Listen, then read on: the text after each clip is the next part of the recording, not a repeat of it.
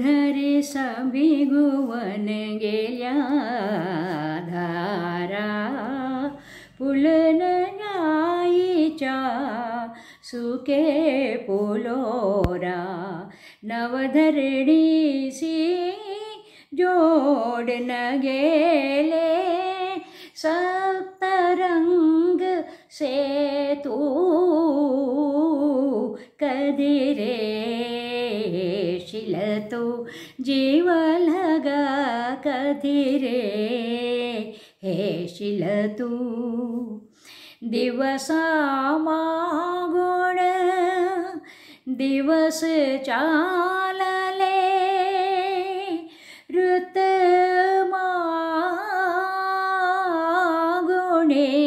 ऋत जीव लगा कधी रे शिलतू जीव लगा कधी रे హలో ఏంటో ఈ పాట పాడుతున్నది ఏం భాష ఏంటి అంటే ఏం లేదు మన పక్క రాష్ట్రం అది వరకు మనకి కంబైన్డ్ ఆంధ్రప్రదేశ్లో ఉన్న అదే ఆంధ్రప్రదేశ్గా ఉన్న పక్క రాష్ట్రం ఏదైతే మహారాష్ట్రం ఉందో మరాఠీ పాట పాడుతున్నాను అనమాట.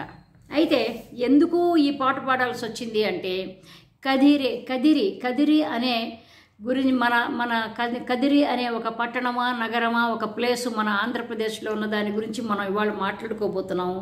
అందుకని ఏంటంటే కదిరే శిలతు అని అది గుర్తొచ్చిందనమాట. ఏమైనా కాస్త అప్పుడప్పుడు కాస్త కళాపోషణ కూడా ఉండాలి కదా, అందుకని పాటతో మొదలుపెట్టాను, ఏమనుకోకండి. So coming to the point ఏంటంటే ప్రపంచంలో అసలు ఎక్కడన్నా మహా పెద్ద మర్రి వృక్షం ఏదన్నా ఉందంటే అది ఇండియాలో ఉన్నదండి.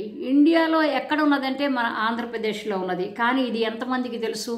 ఎవరికి, చాలామందికి తెలియదు. ఆ చుట్టుపక్కల కదిరి చుట్టుపక్కల ప్రాంతాల వాళ్ళకి ఆ ఊర్లలో చిన్న ఊర్లలో అక్కడక్కడ బాగా అక్కడికి పరిచయం, ఆ కదిరితో పరిచయం ఉన్న వాళ్ళకి తెలుస్తుంది తప్ప ఎవరికి తెలియదు. ఎందుకు తెలియదంటే మనం టూరిజంని ఏమాత్రం అభివృద్ధి చేసుకోవటంలో మనం ఎందుకు కూడా పనికిరాం అనమాట. అదే విదేశాల్లో ఇట్లా ఉంటే కనుక ఇలా అంటే చాలా పెద్ద టూరిజం స్పాట్ తయారు చేసుకుని దాని రకరకాల అట్రాక్షన్లు పెట్టి దాంతో బోలెడు డబ్బు సంపాదించి ఆ రాష్ట్రం ఎక్కడైతే ఉంటుందో ఆ రాష్ట్రం అభివృద్ధి చెందటానికి రకరకాలుగా వాళ్ళు చేస్తూ ఉంటారన్నమాట. కానీ మనం ఏంటంటే అన్ఫార్చునేట్లీ ఏదన్నా ఒక ఎమ్మెల్యే కానీ ఎంపీ కానీ ఒక రాజకీయ నాయకుడైతే తన గురించి తన డెవలప్మెంట్ చూసుకుంటాడు తప్ప అసలు రాష్ట్రం గురించి పట్టించుకునే నాదుడు రాష్ట్రాలు ఏ రాష్ట్రం, మన నాట్ ఓన్లీ ఆంధ్రప్రదేశ్, అన్ని రాష్ట్రాల గురించి నేను మాట్లాడుతున్నాను. అయితే ఈ కదిరిలో ఉన్న ఈ ఏదైతే ఈ మర్రి చెట్టు ఉన్నదో అది మామూలు మర్రి చెట్టు కాదండి. అది దాని ఊడలు ఎంతగా వ్యాపించి ఎంత వ్యాపించిపోయినాయి అంటే కెన్ యూ ఇమాజిన్ 5 ఎకరాల విస్తీర్ణంలో వ్యాపించిపోయి ఉంటాయి మర్రి చెట్టు. అయితే అది ఎంత ఇంకొక రకంగా చదరపు మీటర్లలో చెప్పాలంటే 19,117 చదరపు మీటర్ల పొడవను అంత విస్తీర్ణంలో వ్యాపించిపోయిందనమాట. అంత గొప్పది ఇది. ఏంటి అంటే దీని గురించి ఏదో చెప్పుకుంటారు, కథలు చెప్పుకుంటారు. ఏదో ఆ సీతమ్మ వారి జడమంతని, సీతమ్మ వారి చీర చెంగని, సీతమ్మ వారి పాదం అని, కాలి పాదం అని, పాదపు అడుగని, అవన్నీ కూడాను నాకైతే నమ్మకం లేదు. అట్లాగే ఇప్పుడు దీని గురించి కూడాను చెప్పాలంటే ఒక కథ చెప్పుకుంటూ ఉంటారు. ఇది 15వ శతాబ్దం నుంచి జనాలు చూస్తున్నారు. దీనికి 15వ శతాబ్దం నుంచి దీని చరిత్ర మొదలైంది అని. అంటే 550 సంవత్సరాల నుంచి ఈ చెట్టు, దీని వయసు 550 సంవత్సరాలు అనమాట. అయితే ఇది ఎలా పెరిగింది, ఎలా మొదలైంది, దీని మొక్కగా ఎలా మొదలైంది అంటే అక్కడ ఒక ఆవిడ ఉండేదిట. ఆవిడ పేరు తిమ్మమ్మ.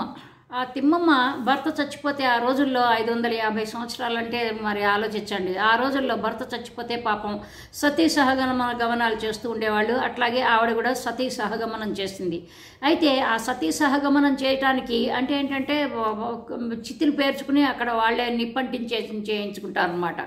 అయితే ఎక్కడైతే ఆ సతీ సహగమనం చేసిందో, ఎక్కడైతే ఆవిడ సతీ సహగమనానికి కావలసిన ఒక కట్టెలు పెట్టారు ఒక సతీ సహగమనం అయిపోయిన తర్వాత ఒక కట్టెలో నుంచి ఒక చిన్న మర్రి ఇది పుట్టుకొచ్చింది అని అంటారు. మరి కట్టెల్లో నుంచి మర్రి మొక్క ఎందుకు పుట్టుకొచ్చిందో మరి మనకు తెలియదు. అంటే ఏంటంటే సర్వవ్యాప్తంగా జరుగుతుంటాయి, గాలి ద్వారాను, చాలా వర్షం ద్వారాను, ఇంకా రకంగాను ఈ బీజ వ్యాప్తి జరుగుతూ ఉంటుందని నేను కూడా చదువుకున్నాను బాటనీలో.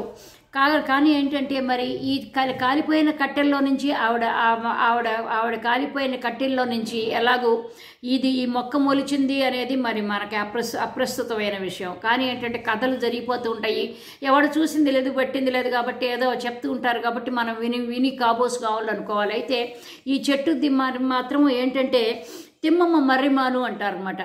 తిమ్మమ్మ మర్రిమాను అంటారన్నమాట. కాబట్టి ఏంటంటే ఇది ఈ కదిరిలో ఈ రకమైన ఒక చాలా గొప్ప ఒక విశేషమైన ఇది ఉన్నది, ఒక విచిత్రమైన ప్రపంచంలోనే. ఎందుకంటే అక్కడ కాలిఫోర్నియాలో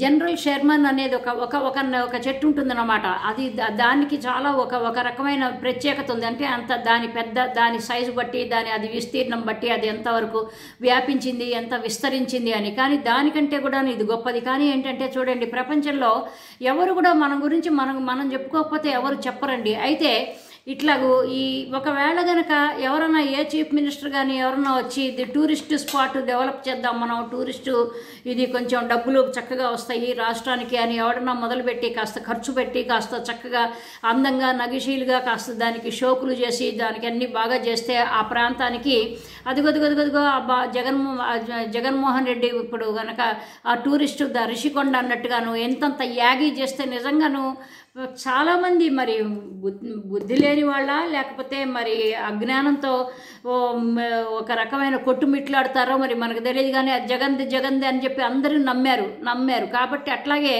ఎవరన్నా ఒక చీఫ్ మినిస్టర్ ఒక టూరిస్ట్ స్పాట్ కనుక రెడీ చేద్దామని అనుకుంటే మన పత్రికలు మొదలు పెడతాయన్నమాట. ఆ మీడియా ఊదరగొడుతుంది లేనిపోనికి అన్ని ఎదుగొదుగొదుగొదుగొదుగో ఆ ముఖ్యమంత్రి వెళ్ళాడు, అక్కడ గెస్ట్ హౌస్ కట్టుకోబోతున్నాడు, అక్కడ ఆయన ఆ చెట్టుని ఆయన భార్యకి అంకితం చేయబోతున్నాడు, అక్కడే మొత్తం పిల్లా పాపలతో కాపరం ఉండబోతున్నాడు, మొత్తం మంది మార్పులంతో అక్కడే ఉండబోతున్నాడు అని పిచ్చి వాతలు, పిచ్చి వాగుడు, పిచ్చి కూతలన్నీ కూస్తారన్నమాట. కాబట్టి ఏంటంటే మనం లాయక్ కాదంట, మనము వి డోంట్ డిజర్వ్ ఎనీథింగ్ అండి. ఎందుకంటే ఏదో తిన్నాము, తాగాము, ఏదో పడుకున్నామా, నిద్రపోయామా అంతే తప్ప మనకి ఏ రకమైన మనకి ఒక రకమైన ఒక వ్యక్తిత్వ వికాసం కావచ్చు, లేకపోతే జనరల్ నాలెడ్జ్ కావచ్చు, లేకపోతే ఇంకొకటి కావడా ఏమీ ఉండదు.